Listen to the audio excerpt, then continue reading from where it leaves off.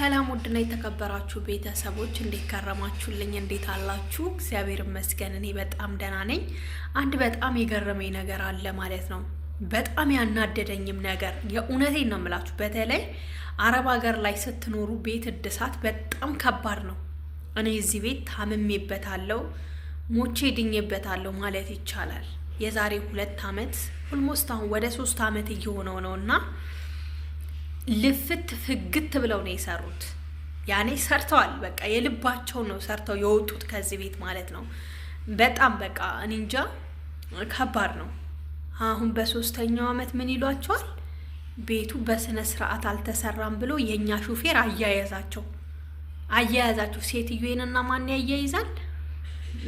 እርስ በርሳቸው ይቀናናሉ አይደል? ሴትዮዬንና ሽርኪውን ጦርነት፣ የዓለም ጦርነት ተከፍቶ ያ አሁን ሊሰሩ መጥተዋል ማለት ነው። እግዚአብሔር ነው የምላችሁ። አሁን 2ኛ ዙር መጥተው ከእንደገና ቤቱን ሊያድሱ።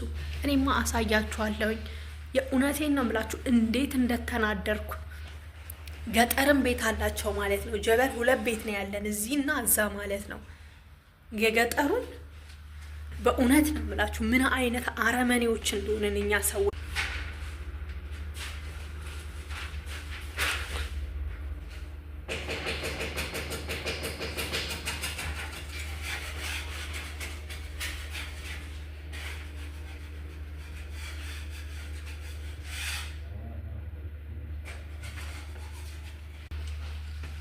አያችሁታ። እንደዚህ ነው በቃ አሁን እየሰሩ ያሉት ማለት ነው። በጣም ተናደዋል። ገና አሁን ደግሞ ሳሎን ይመጣሉ። ሳሎንም አሁን እንደዚህ ጭምልቅልቁና የሚያወጡት በቃ ምን አለፋችሁን እንዳለ በቃ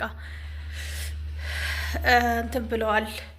ተናዷል በነገራችን ላይ ማለት ነው። እንኳን እሱ እኔ ለራሱ በጣም ተናድጃለሁኝ። ገጠርም ቤት አላቸው ማለት ነው። እስከ 3ኛ ነው ማለት ነው። እና ቪላ ቤት ነው።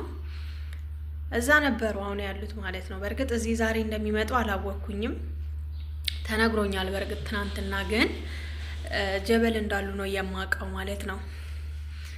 ጀበል ላይ ምን ቢፈጠር ጥሩ ነው? ሰርተው ጨርሰው ልክ ሊጨርሱ ሲሉ መሀል ላይ አቁሙ ቢላቸው፣ ከዛ ምንድነው ሲባል የውሃ ተፋሰስ አሁንም መልሶ ያበላሸዋል። ሀዳ አያናድድም?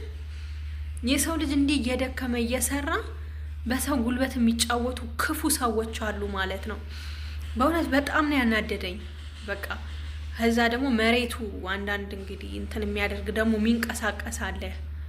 ከዛ ልክ ሲረግጠው ቃቃቃቅ ሲል ከዛ አየሹ ሲለኝ እኔ ምን አገባኝ ብዬ ጸጥ አልኩኝ ማለት ነው። ምን አገባኝ። ክፉ አንሁን ማለት ነው። የእውነት ክፉ አንሁን።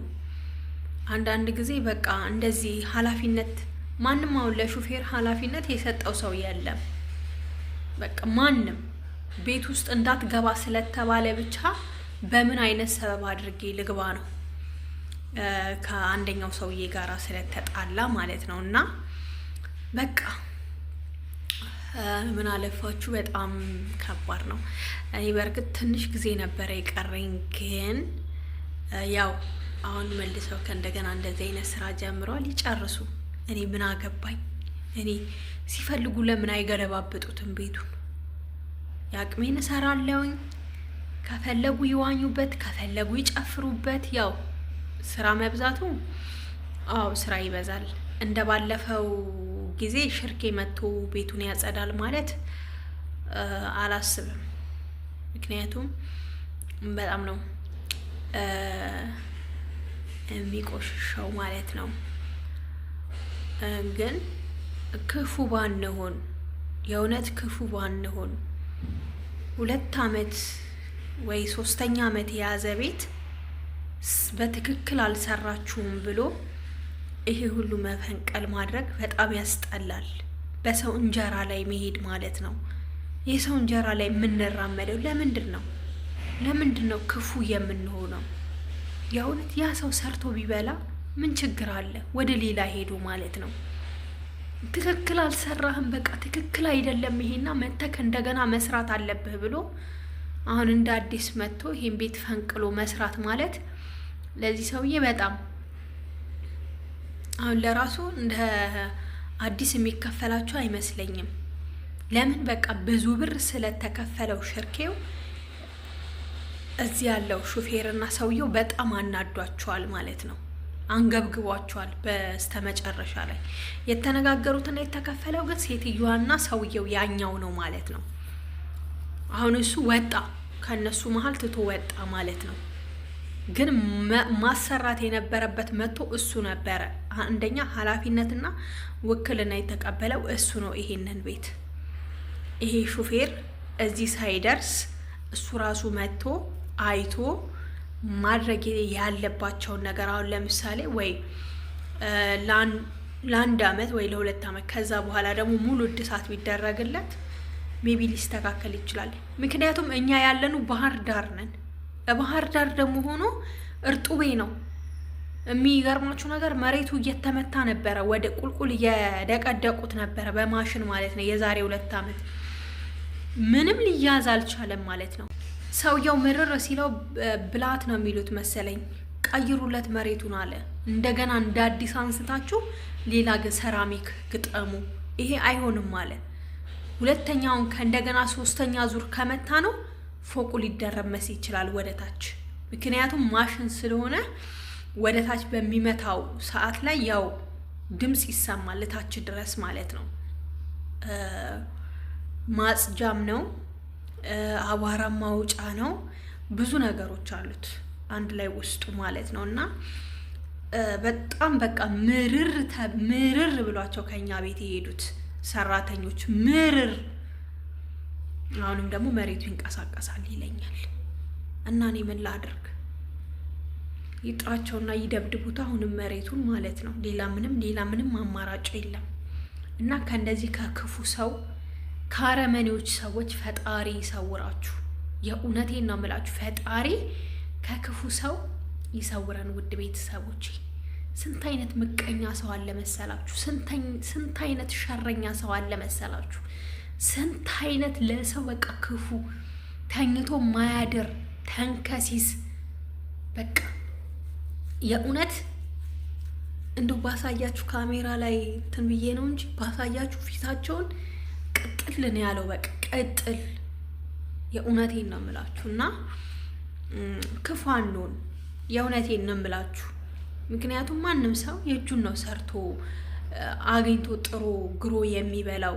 ሙያችሁ እንዲህ አይደለም፣ እንደዚህ በስነ ስርዓት አሰሩም፣ እንደዚህ አታደርጉም ምናምን ብሎ ሰው ማሸማቀቅ እኔ ተገቢ ነው ብዬ አላስብም። ምክንያቱም ሁላችንም እግዚአብሔር በሰጠን ሙያ ነው የምንገለገለው ማለት ነው። እነሱ ቀለም ቀቢ ናቸው። አሁን ለምሳሌ ቀለም ቀቢ ሌላ ነበረ፣ ይሄ ከወንድሙ ጋር ነበረ። መሬት የሚሰሩት ሌላ ናቸው። በቃ የየሁሉም እያንዳንዱ ነገር የየራሱ ሰራተኛ አለው ማለት ነው። ግን እንደዚህ አክል ክፉ ሆኖ ደግሞ በሰው ላይ ጉድጓድ መቆፈር እውነት እስማ እኔማ ቅዱስ ገብርኤል ሊቀ መልአኩ ብቻ እኔ እንጃ በእውነት። አሁንማ ሊደባደቡ ደርሰው ነው። ጥሎት ነው የሄደው ማለት ነው። ጥሎት ነው የሄደው። የኔ ሾፌር ሄዷል፣ አሁን ወጥቷል። ምክንያቱም ከባድ ነው። እኔ ለራሱ ተናድጃለሁ። በጣም ነው የተናደርኩት። ሰው 2 አመት ኖሮ ለምን ተበላሸ ብሎ ጸብ የሚያነሳ ጉድ። ቢበላሽም እኮ እነዚህ ሰዎች 2 አመት ሙሉ እኮ ሰርተው ወጥተዋል። በቃ አስረክበው ማለት ነው። ይሄ ቅዝቃዜያማና ባህር አጠገብ ስለሆነ እርጡቤ ስለሚገባ ግዴታ ይፈነዳዳል ማለት ነው ግርግዳው። ምክንያቱም አጠገባችን ባህር አለ፣ መሬቱ እርጡቤ ነው ማለት ነው። እና እግዚአብሔር አምላክ ከምቀኞች አፍ ያድነን፣ ከምቀኛና ከሸረኛ ሁሉ ያውጣን መድኃኔዓለም ማለት ነው። ለማንኛውም ውድና የተከበራችሁ ቤተሰቦቼ ከባድ ነው፣ የእውነቴን ነው የምላችሁ። ሽንት ቤት ለራሱ አልቀረም የዛሬ 2 አመት ሲፈነቃቀል ማለት ነው። እና ግን ደግነትን እንልመድ፣ ክፋትነትን ሳይሆን ደግነትን። በቃ የዋህ እንሁን ማለት ነው። የዋህ በቃ ጥሩ ሰው መሆን እንዴት ያቅተናል?